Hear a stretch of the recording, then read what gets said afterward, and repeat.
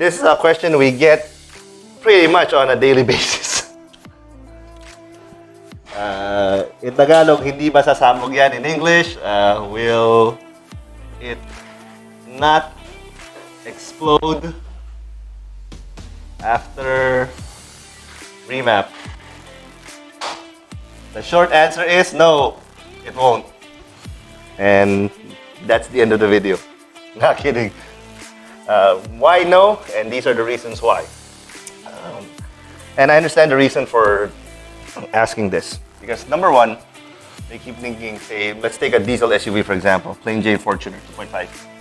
We're adding another 40 to 50 HP. That's a lot of power. For people who have a hard time grasping what horsepower is, what it feels like, just give you an example.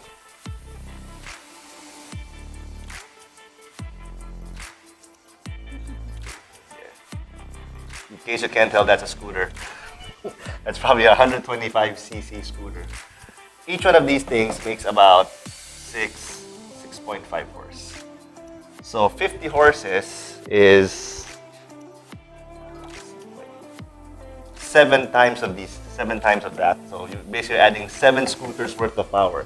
And again, that's a lot of power. So yes, with that much power and the torque, we're adding around another 70 to 80 Newton meters of torque. So with that much power, really, why won't it explode?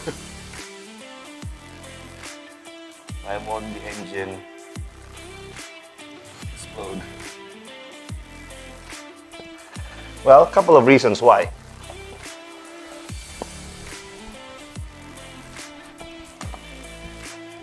Let's use letter A this time.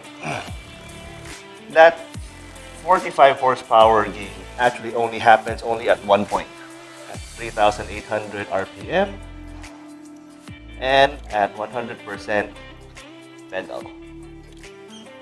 Which, if you're a street car, meaning that you use it to fetch your kids, you use it to go to work, you use it to go on out-of-town vacation, etc., etc., 99% of your time is spent not at full power. Realistically, how much power your car is making when you use it?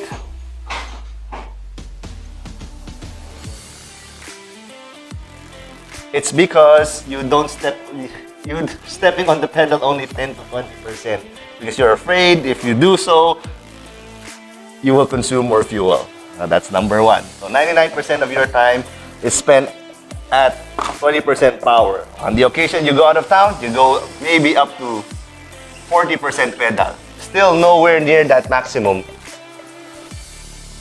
So that's why, number one, it won't explode. And I've lost count on how many people here, when I ask, have you brought your car to Redline?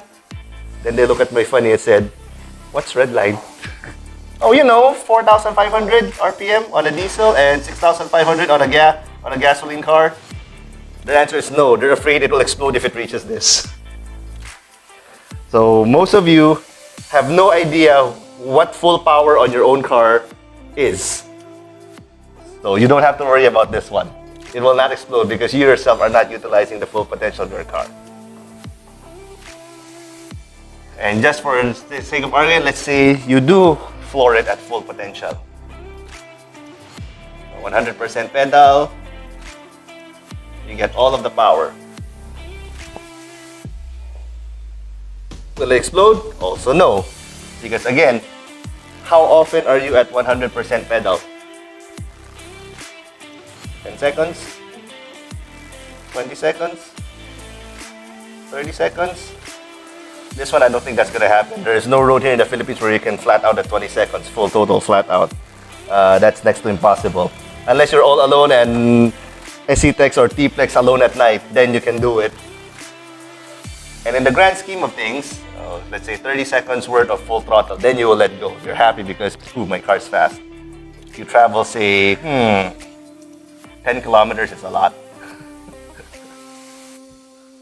Assuming that you travel 10,000 kilometers per year, you're 10 kilometers at full throttle, utilizing full power is only 0.0001% of the life of your engine.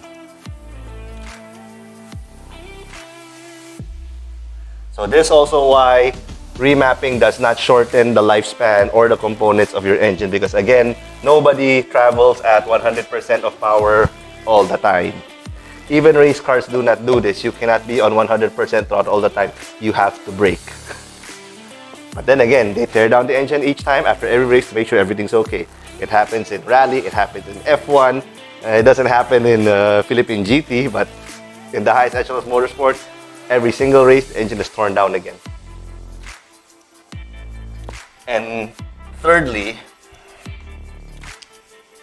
every single engine now produced in this day and age, well, pretty much since the 90s, is overbuilt. The standard safety factor is that if an engine is rated at 100 horses at the brochure, the actual failure of this one, or starts to fail, is double that, 200 horses. So this is why we are able to turbocharge a normal 4-cylinder gasoline car, let's say a Honda Civic 1.8, which makes about 100 horsepower to the wheel. So after turbocharging, we get 60, 70 horses. Because we know the failure rate of this engine is 200 and above. How do we know that? Because we've done it, we've tried it. And that's just taking the Honda Civic as an example. Other cars pretty much adhere. This is the 200 horse or 2 times overbuilt is a very, very conservative number if we're talking about the engine itself only. Let's take that Toyota Fortuner again. We know that the engine block can take 400 horses because people have done it. They've dragged it, they've thrown 400 horses on a 2.5 and it still works, it still runs. Same with the transmission. You can throw 400 horses and about 600 Newton meters of torque to it and it still works, not a problem. Because again, everything is overbuilt. You will not break an engine by adding 40 to 50 horsepower here. Well, that's for a diesel. For gasoline cars, again, let's go by this rule of thumb. 2 times the rated engine output. So this is why it will not explode. And also this is why your engine life does not diminish when you do remap or do any of the normal power adding stuff like intake and exhaust.